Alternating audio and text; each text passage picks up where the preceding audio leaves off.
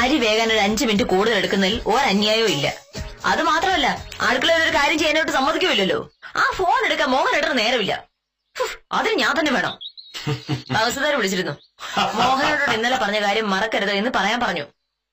മോഹനോട് വലിയ പത്രവായനയാണെന്ന് കരുതി ഞാൻ പറഞ്ഞു തിരിച്ചു വിളിക്കാൻ പറയാന്ന്. ശരി, പറയാനുള്ളത് പറഞ്ഞല്ലോ. ഇനി നിനക്ക് അടുക്കളയിലുള്ള ജോലി പോയി ചെയ്തൂടെ? പോകൂ പോകൂ. ഇങ്ങനെ ഒരു അന്യായത്തിന് കൂട്ടു നിൽക്കേണ്ടി വരുന്നതിന് മുമ്പ് ഞാൻ എന്റെ ജോലി വലിച്ചറിയും. ഇത് സത്യം. നാട്ടുകാരെ സേവിക്കാൻ എനിക്ക് ഈ ജോലിയുടെ ആവശ്യമേ ഇല്ല. എന്താണ് സാറിന്റെ ഉദ്ദേശം? ഭീരുക്കൾ പലവട്ടം മരിക്കും, ഭീരന്മാർക്ക് ഒരു മരണമേ ഉള്ളൂ എന്ന് ജൂലൈ സീസർ പറഞ്ഞിട്ടുണ്ട്. മോഹനേട്ടാ, ഇത് ആർക്കാണ് ഈ ജൂലൈ സീസറിന്റെ കഥ പറഞ്ഞു കൊടുക്കുന്നേ? ഈ നാട്ടിലെ മുഴുവൻ മനുഷ്യർക്കും. നാട്ടിലെ മനുഷ്യരുടെ കാര്യം അവിടെ നിൽക്കട്ടെ. തഹസിൽദാരെ തിരിച്ചു വിളിക്കുന്നില്ലേ?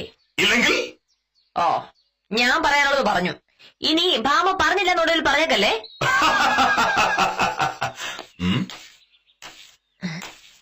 കഷ്ടം. മനുഷ്യന് വലിയ കാര്യങ്ങൾ ചെയ്യാൻ ഏകാഗ്രത വേണം. അത് നീ തരില്ല.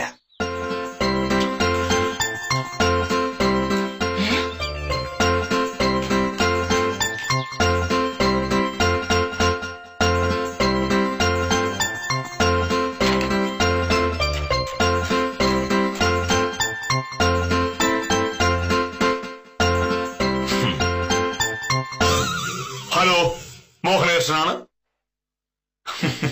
എന്തൊക്കെയുണ്ട് സാർ വിശേഷങ്ങൾ? അതെന്താ സാർ അങ്ങനെ പറയുന്നത്? മോഹനകൃഷ്ണൻ ഒരു കാര്യമേറ്റാൽ ഏറ്റതാണ് സാറിന് അറിയാലോ. ഇന്ന് വൈകുന്നേരത്തിനകം ഞാൻ പറഞ്ഞ വാക്ക് പാലിച്ചിരിക്കും.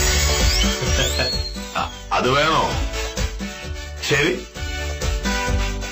നാട്ടിലെ സാധാരണക്കാരിൽ സാധാരണക്കാരായ മനുഷ്യരുടെ കാര്യങ്ങൾ കൃത്യമായി അന്വേഷിക്കാനും അവരെ സഹായിക്കാനുമാണ് സർക്കാർ എന്നെ ഈ വേഷം കെട്ടിച്ചു വിട്ടിരിക്കുന്നത്.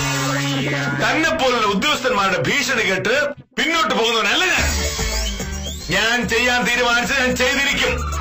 അതിന്റെ പേരിൽ എനിക്കെതിരെ നടപടിയെടുക്കാനാണ് സാറിന്റെ ഉദ്ദേശമെങ്കിൽ അതെനിക്ക് പുല്ലാണ്. ആവശ്യമില്ലാത്ത കാര്യങ്ങളിൽ ഇടപെടുന്നത് ആരായാലും ശരി, അതിനെ സമ്മതിച്ചില്ല.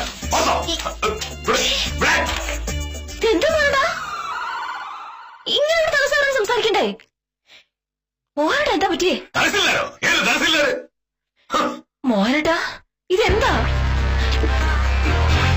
എന്തെങ്കിലും പ്രശ്നമുണ്ടോ മോഹനേട്ടന്? പ്രശ്നം എനിക്കല്ല, നിനക്കാ. ഒരാളെ സ്വസ്ഥമായ ഒരു ജോലിയെ സമ്മതിക്കാതെ നീയല്ലേ?